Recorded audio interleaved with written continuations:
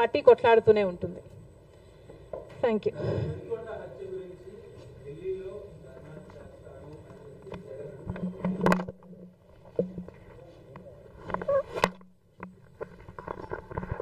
ఏది విత్తుతారో అదే కోస్తారు అని అంటారు. మరి జగన్మోహన్ రెడ్డి గారు హత్య రాజకీయాలు చేశారు, గొడ్డలి రాజకీయాలు చేశారు, హత్య చేయించిన వాళ్ళతో భుజాలు రాసుకొని తిరిగారు, సొంత చెల్లెళ్ళకే వెన్నుపోటు పొడిచారు, 5 కోట్ల మంది ఆంధ్ర రాష్ట్ర ప్రజలకు బీజేపీ పార్టీకి ప్రత్యేక హోదాను తాకట్టు పెట్టారు. ఈరోజు జగన్మోహన్ రెడ్డి గారు ఢిల్లీలో ధర్నా చేస్తారా? ప్రత్యేక హోదా కోసం ఎందుకు చేయలేదండి ధర్నాలు? 5 సంవత్సరాల మీద అధికారంలో ఉన్నారు కదా, మరి ఢిల్లీలో మీరు ప్రత్యేక హోదా కోసం ఎన్నిసార్లు ధర్నాలు చేశారు? ప్రత్యేక హోదా అసలు ఊసే లేకుండా చేశారు కదా.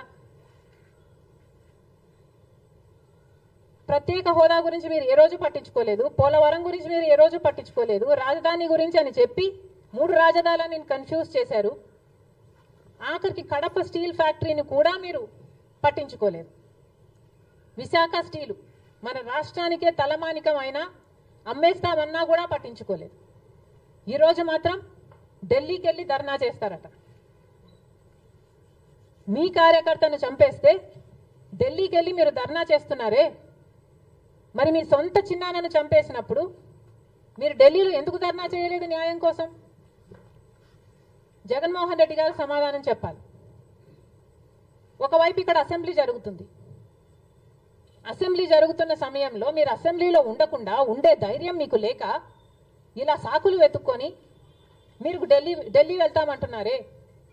అంటే అసెంబ్లీలో ఏ బిల్లు ప్రవేశపెట్టినా అది ప్రజలకు వ్యతిరేకమైన అది పాస్ అయిపోవాలనా? మీరు ఉన్నదే 11 మంది, కనీసం ఆ బిల్స్ మీద డిస్కషన్ మీకు అవసరం లేదా? మీరు కొట్లాడాల్సిన అవసరం లేదా? ఏం ఆలోచన చేస్తున్నారు జగన్మోహన్ రెడ్డి గారు? అసలు ఈ వెనుకొండలో జరిగిన హత్య కూడా పొలిటికల్ మర్డర్ ఇది కానే కాదు, ఇది వ్యక్తిగత మర్డర్ అని కూడా అంటున్నారు కదా. మేము ఏదో సాక్షి మీడియానో లేకపోతే టీడీపీ మీడియానో పట్టుకొని మాట్లాడటం లేదు.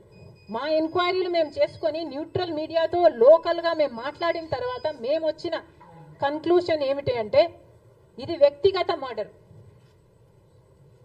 మొన్నటి వరకు కూడా హత్య చేసిన వాళ్ళు, హత్య గురైన వాళ్ళు ఇద్దరూ వైసీపీతోనే ఉన్నారు. మరి అలాంటప్పుడు ఇది పొలిటికల్ మర్డర్ ఎలా అవుతుంది? ఈ పొలిటికల్ మర్డర్ అని మీరు చెప్పి మీరు ఢిల్లీకి వెళ్ళి ధర్నా చేస్తున్నారా? దేనికి? మీ ఉనికి కాపాడుకోవడం కోసం, మీ పార్టీ కోసం అని చెప్తున్నారు. ప్రజలు ఏం ఆలోచిస్తారు? ఈరోజు వరదలు వస్తున్నాయి మన రాష్ట్రంలో, వారిని వెళ్ళి పరామర్శించాలని మీకు అనిపించలేదు. కానీ వ్యక్తిగత మర్డర్లో మీ పార్టీకి సంబంధించిన 2 కొట్టుకొని చచ్చిపోతే ఈరోజు మీరు ఢిల్లీకి వెళ్ళి ధర్నా చేస్తారా? ప్రజల కోసం మీరు ఎందుకు నిలబడలేదు? మీ పార్టీ వాళ్ళు ఓటేస్తే మీరు గెలిచారా? మీ పార్టీ వాళ్ళ కోసమే మీరు ముఖ్యమంత్రి అయ్యారా? 5 సంవత్సరాలుగా మీరు ప్రజల కోసం పనిచేయలేదు, కానీ ఈరోజు ఢిల్లీకి వెళ్ళి ధర్నా చేస్తారట. సిగ్గుండాలి కదా. కానీ ఈ విషయంలో పోలీసులను కూడా అడుగుతున్నాం. నడి రోడ్డు మీద ఇలా హత్యలు చేసుకుంటుంటే పోలీసులు ఏం చేస్తున్నారు? ఆంధ్ర రాష్ట్ర పోలీసులుగా మీ బాధ్యత కాదా లా అండ్ ఆర్డర్ మెయింటైన్ చేయడం? ముఖ్యమంత్రి గారు, డిప్యూటీ ముఖ్యమంత్రి గారు చంద్రబాబు గారు, పవన్ కళ్యాణ్ గారిని కూడా ప్రశ్నిస్తున్నాం. మీ హయాంలో నడి రోడ్డు మీద ఇలా మర్డర్లు జరిగితే మీరు బాధ్యులు కారా? మీకు ఆపాల్సిన బాధ్యత లేదా? లా అండ్ ఆర్డర్ ఉన్నట్టా చచ్చిపోయినట్టా మన రాష్ట్రంలో? మళ్ళీ చెప్తున్నాం, మీరు జోక్యం చేసుకోండి, ఇలాంటివి కాకుండా చూసుకోండి. పోలీసులు కూడా అప్రమత్తంగా ఉండాలి.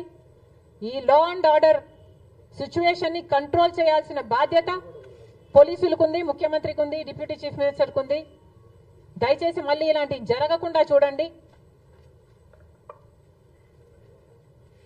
Thank you.